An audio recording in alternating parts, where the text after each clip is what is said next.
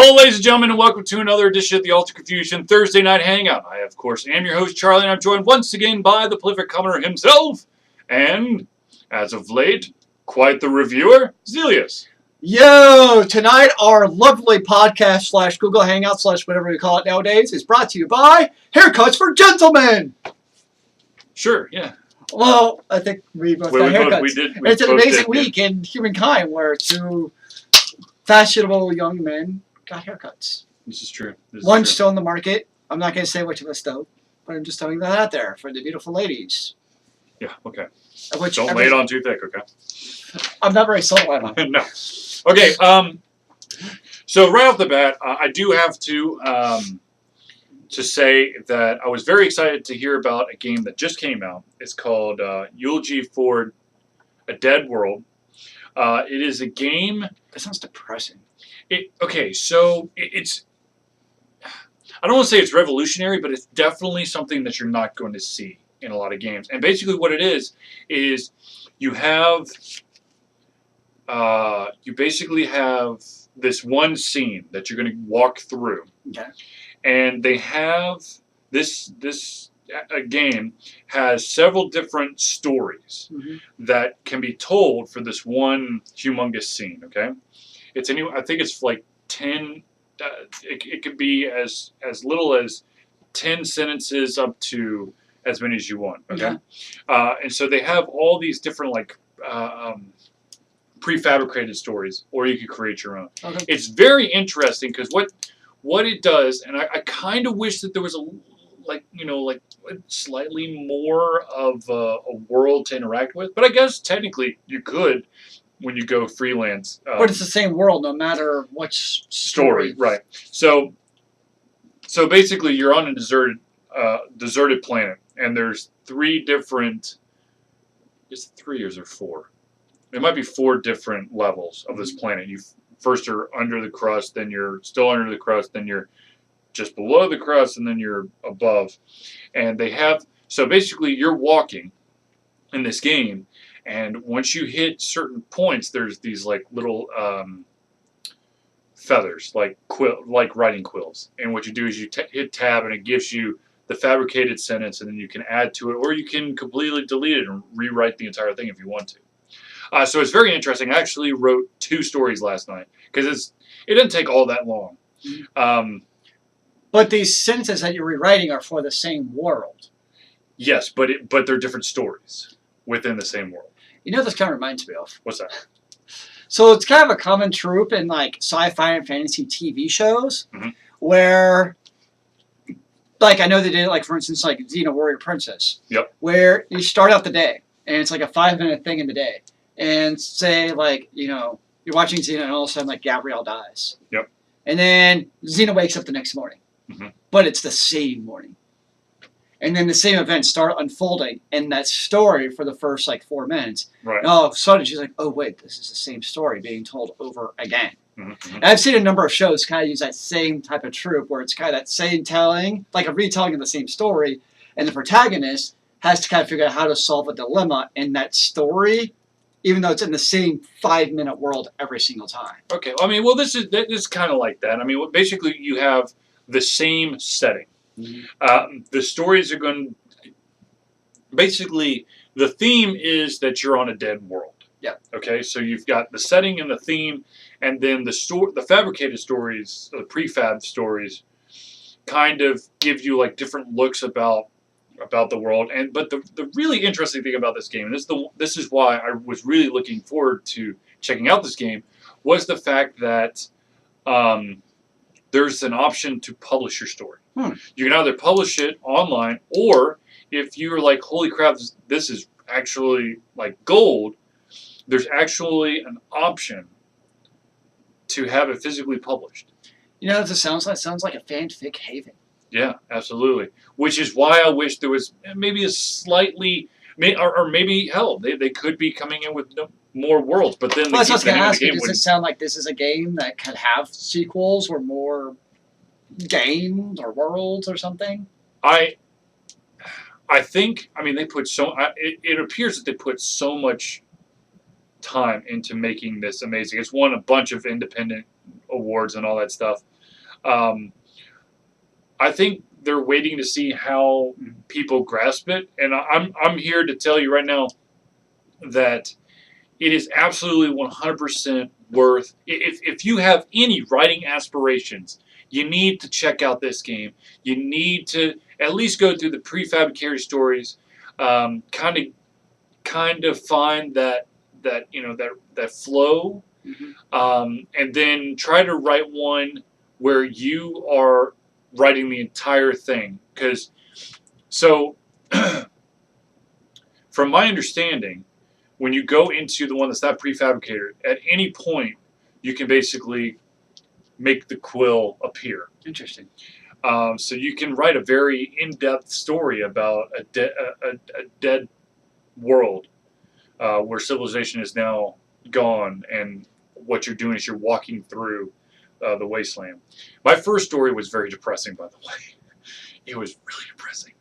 It talked about loss of love and how nothing really matters, and I walk off into the... Well, it is kind of a dead world, so I know. But okay, so like the first prefab one was, you're basically, it's almost as if your ghost is kind of walking through, and you're just retelling what happened, what went wrong to this civilization. And then the second one, it kind of felt more like you're an explorer who showed up on this world, and as you come to these pieces, you gain more knowledge about what happened. So it's kind of like,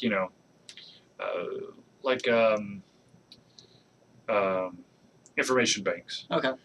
So anyways, Eulogy of a Dead World. Check it out right now. It's on Steam. You also go to ultraconfusion.com.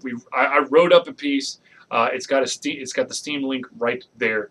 Highly recommend that if you're an aspiring author, or if you have any desire to write at all, this is kind of fun to kind of get the creative juices flowing. Because I'll be totally honest with you, after 2 stories, I was kind of ready to maybe even write a story that was outside the game, because I started to kind of have that mindset. You know what I could see this for is What's this that? sounds like it'd be a useful game, or even tool, as it would be called in that case, for schools to use. Oh, absolutely. Some kind of, especially for kids, for like some kind of creative writing type of class to Right. really kind of guide students. Like, we're going to write a story, and instead of just telling a student to sit down and write a 5-page story about a dead world, here's a guide to it. To Right. help you Well, I write. mean, and the beautiful thing is, you can go as in these prefabricated stories. You could go as simple as putting in, because they have like fill in the blanks that are there, that you can either put in just a word, or you can go into so much more information, and then of course you can also reconfigure some of the words to make the whole thing make sense. Right on. But you could build off of it, and I would not be surprised if this could actually be a very good tool or enhancement for like a creative writing. Or even if you don't necessarily use some especially like maybe a primary or middle school might not necessarily like the content of the dystopia dead world, Right. but kind of that idea of the guts of the game as it is, Right. Absolutely. where it helps you to write that story. I can definitely see that being kind of transported for maybe a more uplifting story. Absolutely. Or something different, where you could be like, yeah, we could use this in an education scenario. Absolutely. Apparently I did not turn my phone off. So check it out. Another game. I don't know how much I'm allowed to talk about this game, but I'm going to tell you I'm going to talk a little bit about it. And that, of course, is Blackguard 2. Okay, yep. Blackguard 2. I will tell you, I have a preview copy. I know you were impressed by the first one. Okay, so the first one was a little bit heavy on the rules, and it felt like some of the range aspects it was more hit than miss. You'd have like an 80% chance, and about 90% of the time you would miss. So that mechanic, I don't think they weighted it right. Yeah. For to have better success with your higher percentages. Yeah. This time it definitely feels a lot more like you're doing that. Okay. Now, I'm not going to give away the story, but I will tell you that the adventurers that you came across, quite a few of the adventurers that you came across and were in your party in the first one, definitely make it back for the second one. I've already run into Takade. I cannot remember the magic user, and then also I want to call his name is Varric, but I don't think that's right. So is the actual gameplay similar to the first one then? Absolutely, Okay. yes. It's still that turn-based, heavy in like pencil and paper rule set, hex grid, where the vast majority of the time, at least so far, it's been you try to battle your way through the level. You try to get from point A to point B. Now I'm sure there's going to be battles where you're just you've got to kill everyone before you advance. Yep. But yeah, I mean, it looks the leveling up, the leveling up of skills and weapon proficiencies and all that stuff, that has not changed. That looks identical. Still very complex. Yes, but they definitely, if you leave the tutorial portion on, they definitely are. They at the beginning of every single battle that I did in the like I guess the prologue or whatever the fuck it is the pro. Yeah, the prologue. Prologue's the beginning, epilogue's the end. Okay, fine. The prologue. Every single battle I went into, it definitely allowed me to look at the different components. Okay. Now there weren't any instructional videos. It was going to be all reading, and of course I've already played Blackguard 2, or excuse me, Blackguard, so I kind of already knew what I was getting into. So, but because it sounds like it could be a very intimidating game for people to play. Okay, so if you play the first one, you thought that it was too intimidating, I would at least take a look at the second one. It's not, to me, it looked like yes, there is definitely complexity to it, but it didn't look like you got smashed in the face as hard as you did in the first. Because that's why I never played the first one. I've obviously played a number of RPGs, right? But I also don't want to be smashed in the face, and I'm supposed to enjoy it at the same time. Right, absolutely. So Blackguard 1 has been kind of like, but it sounds like Blackguard 2 might be a little bit more palatable in terms of playing.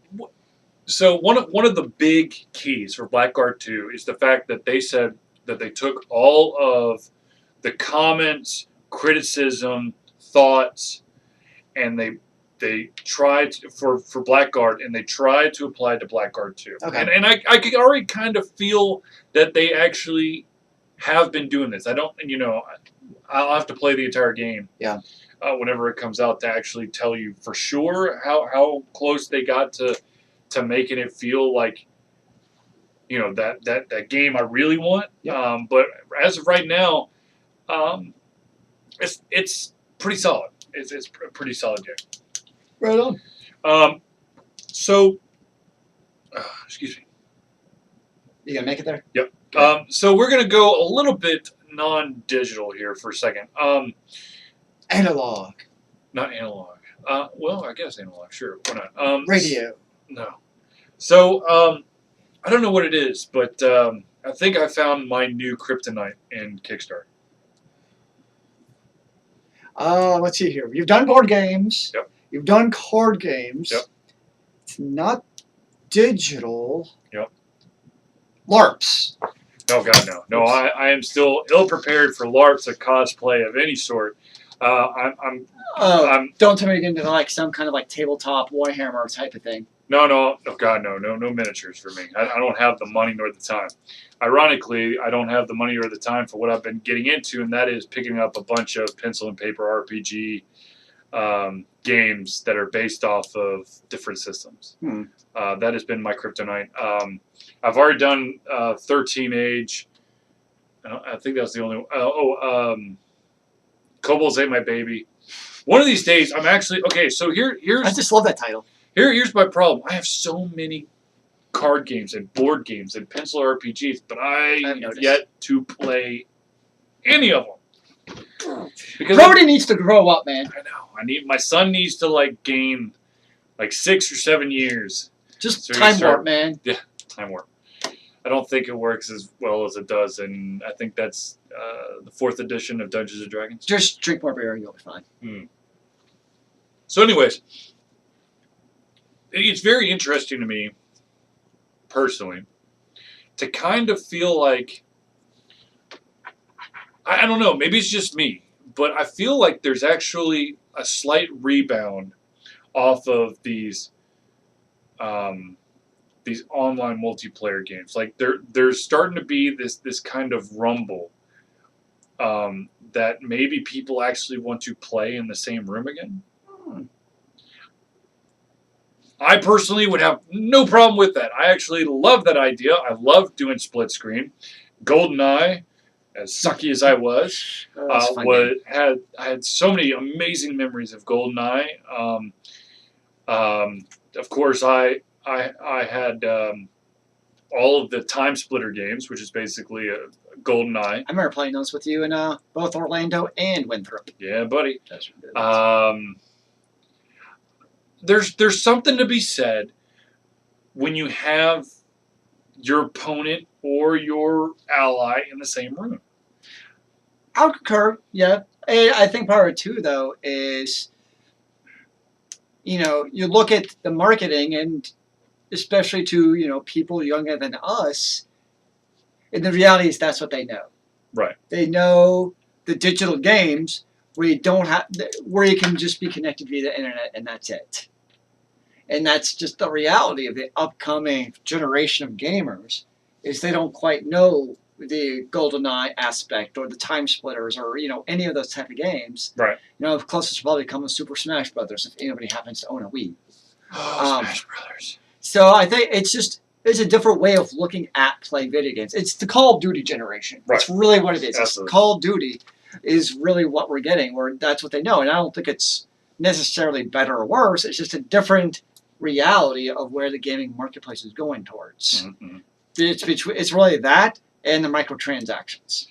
That's really where, in both aspects, I was just playing on my iPhone before you came. I was playing it was actually a 6th grader told me to go download the game. I'm not going to play with them because I don't play or friend or anything with students. Yeah. Because that's just a terrible idea. Oh, yeah. Trivia Crack. My coworker told me to So he was like, dude, you got to get this, man. Trivia Crack. I'm like, okay. So, you just go and you just play randomly. You just play with random people online to do trivia. You know what this is? You know what Trivia Crack is? It's crack, man. No. It is training for bar trivia. And that's literally what it is. Yeah, you're right. But, so here's what they have in the game, though. So, not only, they hit you 2 different ways. Because it's free, right? Yep. Not only do they hit you, you can get the premium version for $2.99, which allows you to then play ads-free. But then on top of that, they have all the currency in games, so you can play more games concurrently. Of course. So it's kind of like, it used to be they hit you one way or the other. Mm-hmm. It used to, you could either pay X amount of dollars, and you just, unlocked everything and life was good. Or the other way was, the typical freemium model was, kind of like the Farmville, or just all currency type of crap. Mm-hmm. You didn't really have both going on at the same time. And now you got both going on at the same time. And it's like, really? So it's kind of like, because it's not going away. Right. I mean, the freemium model is here to stay. Hate it or love it. Most of us hate it, unless done well, which isn't done very often, but whatever. So it's here to stay. That and the immediate online gameplay. And that's kind of the difference. The 6th grader, that's what he knows. He picks up an iPhone, he plays Trivia Crack, and he's instantaneously playing with all his Facebook friends without having to worry about, do you do the NSTL or the PAL conversion? And do I have the right coax cable going to the right thing? And do I have the right ports open? Yeah. Oh, God. GameSpy may burn in hell. I think they did. Yeah, you're right, they did. Hence, you can't play the Command & Conquer online anymore with your friends.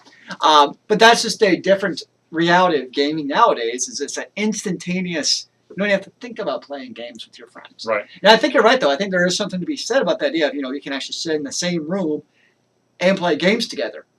But really, how many hot seat or split-screen games are actually published nowadays? Split screen, the developers will tell you, the publishers will tell you it's dead. Mm-hmm. They don't want that because they want more copies sold. So they're not, and they're like, oh, I'll take away from the resolution and the look at the game. That's bullshit. Okay, you're just looking for another $60. As for hot seat, it really depends on the developer. It's still there. It's just, it all depends on. I think it's more. I think you see it more on like the downloadable games. Okay. Than the AAA titles. And ironically, this will cause split screen, but whatever. There are a lot of games out there that have that hot seat option that allow for you to not be contained within the screen. Okay. My most fond memories of a game that Zealeus and I both played that was hot seat, and went into split screen when you moved too far away from one another, of course, was Cyberdogs. Oh. The good old days. That was a classic, man. That was a classic. God, we spent so much time with that game, and then I went home and I played it. Because you had one person using WASD and the other person using the arrow keys. Yeah, buddy. That was. But okay, so going back to the actual concept of hot seat gaming, I think one of the reasons why you might see this small push is the fact that outside of PC, I'm going to exclude PC. Okay, I'm going to go console only with this discussion. Fair enough. Consoles are, well, we're going to leave Nintendo out. Okay, we're just going to go Sony and Microsoft. Nintendo is off in their own little world. Let's just be honest. They are special, yes. With Sony and Microsoft, even though they're like, oh no, we don't support this, they do. I mean, they're pushing for it, and that is online always. Yeah. Like Dragon Age. Dragon Age is a single-player game, but I have to be connected to the Dragon Age servers in order to play it. It's just like, okay, I understand this piracy stuff, whatever, but. Well, the other thing too is so they can upsell you like DLC and other crap too. Oh, of course. And that's a lot of it too. I think is it's not just piracy, but they also know that now they can feed you these breadcrumbs of come buy our day 2 DLC for only $20. Well, on disc DLC. That's a no-no, folks. Nobody approves. If there is more content that you're going to give someone and it is located physically on the disc, just give it to them. Don't be a douchebag. But seriously, I think that you're going to see a small push in like some kind of hot seat gaming, or maybe just an alternative gaming solution. Like maybe you do, when the internet's down, you might be more prone to play the PC game that's actually offline, not Diablo 3. Or maybe that's why maybe board games, card games. Yeah. It's just a different gaming reality though, I think. In total, especially for the AAA titles. Yeah. I could see some of that from the indie publishers, doing something. I kind of want to call it the niche product. I mean, hot seat gaming is a niche genre nowadays. Yeah, or I wouldn't really say genre, but style. Yeah, part of the game. Right. Feature. Yeah. Along with like LAN gaming, being able to play over a LAN. I think that's basically dead. But again, you're talking about niche features of video games, and I could see that among some of the indie games, but I don't see those coming back to the AAA titles, which isn't a good or bad. It's just the way it is. Yeah. It's just the reality of gaming is different now. I mean, but then again, you think 15 years ago with Gold. Well, I don't know how. Is it 15 years ago for GoldenEye? Damn. Hold on. I remember playing in high school, which would put us at 16. It might be older than 15, dude. Okay, don't make any more protests than I already am, dude. But think about GoldenEye. It was so awesome playing a hot seat, but now it's kind of amazing that you can sit at your computer and 2 seconds later you're playing with some random dude across the country. Right. So it's different dynamic, but at the same time, it's kind of awesome. Oh God, no, that's not right. Thank you. Okay, so I understand. Hold on one sec. I am on hold to find out when GoldenEye was published. Oh my God. What? 17 years ago. Bloody hell. 97, is that 17? Yeah. Yeah. Super. Well, man. Yeah. Oh, okay. Sorry, I had to check on time. So Didn't you have to, or are you supposed to buy like the upgrade that you actually put in your controller for that too? no. It was like the RAM upgrade or No, I remember there was something. No, it wasn't for GoldenEye. It was for Perfect Dark. Oh yeah. And that was it was a RAM upgrade that you plugged into your N64. That's crazy. I don't even know where my 64 is. I think my sister still has it. I gave it away when I moved from Minnesota. Oh my God! Why would you give away classic gaming equipment? Is that a rhetorical question? Yeah. No. I'll build okay. I can build a freaking emulator box. You know, one computer that can emulate all your games for you. Speaking of which, I think Zealeus and I should really hunker down and build an emulator cabinet with, SNES, Genesis games. That would actually be fun. I know what. It really would. Yes. But actually, because like on the original Nintendo, they had like Super Gamepad. Yeah. But do they have anything like that for your, most of your consoles? Like one kind of controller to rule them all? So you don't have to swap out your controller for each video game that you're playing. Well, if you based it off of an emulator system. I mean, you think you'd be able to use one controller for all the emulators, but you have to get a controller that works with all of those. That's the issue. Right. Because I found that different games don't work well with different controllers, which is really annoying in the PC. We could play around with it. Yeah, it's something, and you can do it for pretty cheap too, because you don't really need a heck of a box. No. Anyways, side project. Okay. Since we're near the end of our 30-minute thing, and I think we've already gone over 30 minutes, but whatever. It happens. Let's wrap it up by telling the ladies and gentlemen and aliens and doggies and kitty cats and whatever you might be out there in the wonderful interweb worlds. What are we playing? I am playing right now. I'm playing a PC MMO RPG, as they call it. I don't really know if it's MMO, but whatever. Called Vindictus. It's a game published by Nexon or something like that. Nexon. Basically, it's a hack and slash. I mean, it's a hack and slash action RPG type of game that you play in the MMO type of world. Basically, the way it works is you have one of 6 classes. I think it's 6 off the top of my head. Mm-hmm. And basically, you want to play with a controller. I tried using a keyboard, and it was not very fun. Mm-hmm. Because, lots of fast action-paced stuff, and I love my keyboard and mouse, but some things it just doesn't work very well on. Right. I thought that was one of them. And basically, you have, they're pretty small-sized chunks of instances. So, like, you basically go to a mission board. You got, a mission for, basically have one mission for, like, each character level that you can go to. Mm-hmm. So you go join your mission. You can either create a party and then, like, just go off on your own, Mm-hmm. or you can join a party, or you can wait for people to join your party.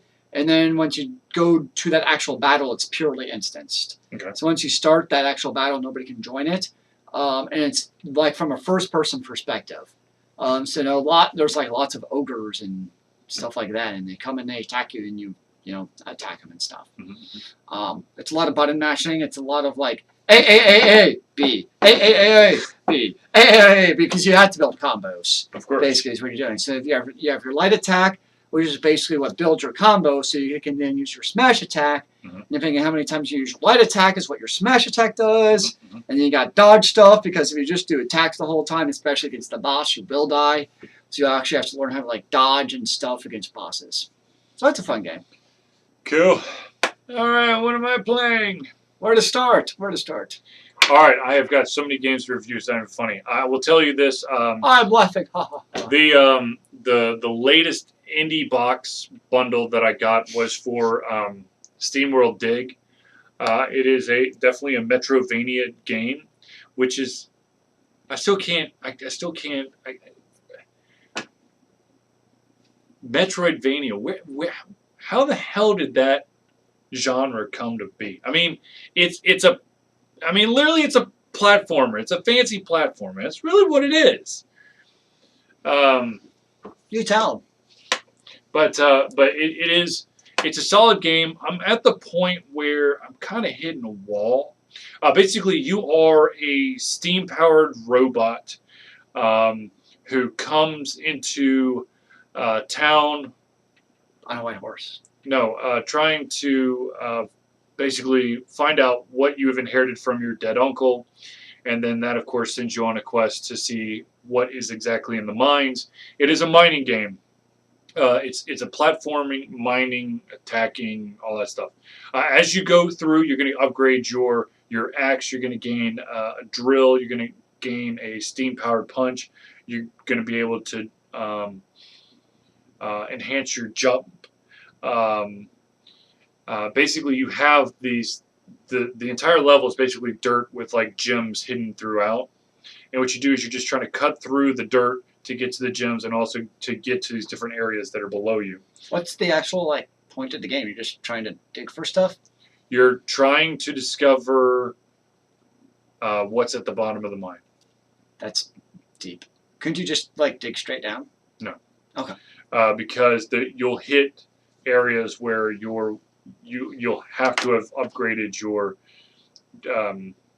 digging options. And of course, all of the gems and whatever you find, you turn it in and sell it, and then of course you go to. Sounds like they just need a giant laser to just go through everything. Yeah, no. But anyways, it is an interesting game. I have really enjoyed it. I think though that I've gotten to the point where it's gotten to the point where I feel like I'm doing way too much rinse and repeating to try to upgrade my items so that I can actually advance at the pace that I was advancing at the beginning.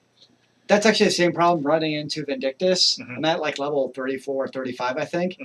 It's starting, because you can repeat these, instances over and over. Right. And up until now, I haven't really had to repeat any. But now I'm at that point where there's such an XP gap between, what the leveling and questing does. We're now have to repeat these dungeons over and over. And, they're fun to like do like once or twice, like a new one. Right. But, to do the same one 10 times gets pretty boring after a while. So it definitely gets very drainy. And of course they have the patron or whatever they call it version where you can pay the monthly subscription. Where now you get a 250% EXP bonus. Woo! So it's like, yeah. Yeah, the problem is, okay, so as you upgrade your items so that you can do better digging or whatever, it takes you less hits to break through the dirt or the rocks or whatever. But the problem is that you get to a certain point of the game. I'm not gonna give you spoilers, but you're gonna get to a specific part of the game where you are potentially gonna die a lot. And every single time you die, you lose half of your gold. So there's gonna be a part where you're literally going to have to basically not go all the way back to the beginning and then kind of just try to find your way back down and try to pick up the mineral deposits that you missed. But it gets close to that. Yeah. So that you can regain as much money and heal and replenish your water and all that stuff. But it's interesting. It is interesting. Of course, I'm playing. I know they're not independently developed titles, but I am playing 2 3DS games. 2 games on the 3DS. The first one is called Fantasy Life. It might be too much for me. It is way involved. It is like a single-player game that's like styled in an MMO fashion where you have all these different skills and traits and classes that you have to upgrade so you can be able to, I guess, conquer the world more. And I finally took that out and I switched over to Professor Layton, and I have not looked back yet. Yeah, that's a solid game. Yeah, it's putting on my Professor Layton, of course, does it again. I mean, it's a puzzle-based game where you go on an archaeological mystery-filled adventure full of twists and turns and puzzles. I've only played one of them at PAX East like 5 years ago. While we were waiting to watch the I program. own all 5. Nice. Though 3 of them are with my sister right now. They are good time sinks. Indeed, they are. And okay, so here's the deal. I think I need to stop playing Professor Layton before I go to bed. Because I'm literally dreaming like Professor Layton themed dreams. Like I'm being That should make you chased. smarter. I'm being chased by an unknown organization as we're trying to unravel some kind of mystery. That's what my dream is. The mystery is always different, but I'm always trying to unravel a mystery. Okay, Mr. Alias. Anyways, okay. Or Chuck Bartowski. Yeah. But okay, so I have Randall's Monday. I need to review that for everyone. You've been playing that for a while. Yeah, okay, so here's the deal. Randall's Monday, it is a point-click adventure. It is nerd lore galore overload. But my issue is that there's too much back and forth. Mm-hmm. It's like, I'm just going to draw a quick map This is here. scary, guys. We have a drawing incoming.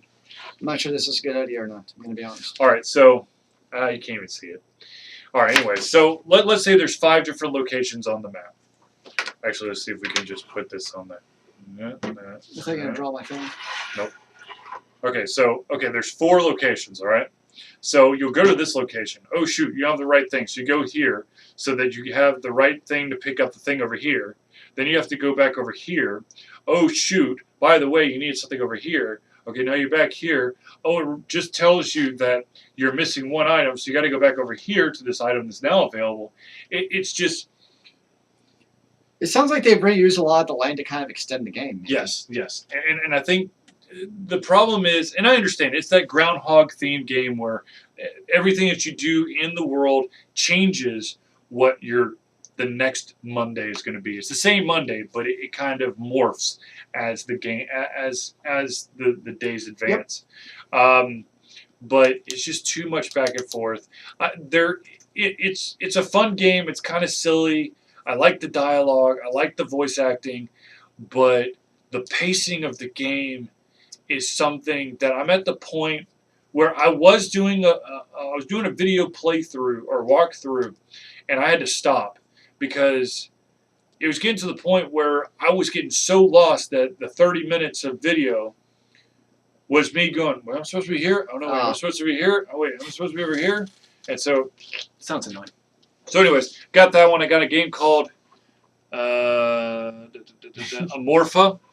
It's a puzzle-based game. I actually learned about this one, and Zealeus also learned about this one from a Glyph email. Oh, yeah. They released it on Glyph. It was also on Steam. It's a very artistic game. Basically, you are the magic smoke or steam out of this pot, and anything within a certain field you can interact with, which then allows you to solve the puzzle or correct the problem. Mm-hmm. But I think I'm like 9 or 10 puzzles in, and I have no idea what to do. So can't help you out, yeah. So anyways, okay, we've gone way over, so we're just going to wrap up the recording part of this. The next one is going to be the 18th. We good for the 18th? Yep, I don't see why that would be an Awesome. issue. All right, so ladies and gentlemen, thank you for tuning into the Ultra Confusion Thursday night hangout for myself, Charlie, and Zealeus. It's been a pleasure to give you the amazing amount of knowledge coming out of our brains.